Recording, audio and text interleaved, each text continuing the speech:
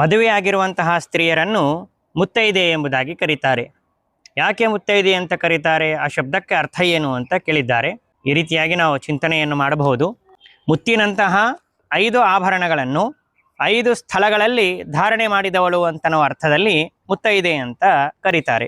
ಇದು ಹಿರಿಯರು ಹೇಳುವಂತಹ ಅರ್ಥ. ಅನೇಕ ಕೋಶಗಳಲ್ಲೂ ಕೂಡ ಈ ರೀತಿಯಾಗಿರುವಂತಹ ಅರ್ಥ ಅಂತ ಅನ್ನೋದು ಇವತ್ತಿಗೂ ನಮಗೆ ಸಿಗತ್ತೆ. 5 ಆಭರಣಗಳನ್ನು 5 ಸ್ಥಳಗಳಲ್ಲಿ ಧಾರಣೆ ಮಾಡಿದವಳು. ಆ 5 ಸ್ಥಳಗಳು ಯಾವುವು ಅಂತಂದ್ರೆ, ಒಂದು ಕುತ್ತಿಗೆಯಲ್ಲಿ ಮಂಗಳಸೂತ್ರವನ್ನು ಧಾರಣೆ ಮಾಡಿದವಳು ಅಂತ ಅರ್ಥ. ಎರಡನೇದು ಬಂದು ಕೆನ್ನೆಗೆ ಅರಿಶಿಣವನ್ನು ಹಚ್ಚಿಕೊಂಡವಳು ಅಂತ ಅರ್ಥ. ಮೂರನೇದು ಬಂದು ಹಣೆಯ ಮೇಲೆ ಕುಂಕುಮವನ್ನು ಧಾರಣೆ ಮಾಡಿದವಳು ಅಂತ ಅರ್ಥ.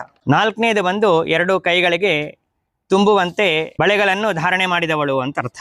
5ನೇದು ಬಂದು ಕಿವಿಯಲ್ಲಿ ಬೆಂಡೋಲಿಯನ್ನು ಧಾರಣೆ ಮಾಡಿದವಳು ಅಂತ ಅರ್ಥ. ಹೀಗೆ 5 ಸ್ಥಳಗಳಲ್ಲಿ 5 ಮುತ್ತಿನಂತಹ ಆಭರಣಗಳನ್ನು ಧಾರಣೆ ಮಾಡಿದವಳು ಅಂತ ಅರ್ಥದಲ್ಲಿ ಮುತ್ತೈದೆ ಎಂಬುದಾಗಿ ಕರೀತಾರೆ. ಈ ಉದ್ದೇಶದಿಂದಲೇನೆ ಸುವಾಸಿನಿ ಸ್ತ್ರೀಯರನ್ನು ಮುತ್ತೈದೆ ಎಂಬುದಾಗಿ ಕನ್ನಡದಲ್ಲಿ ವ್ಯವಹರಿಸುವುದುಂಟು.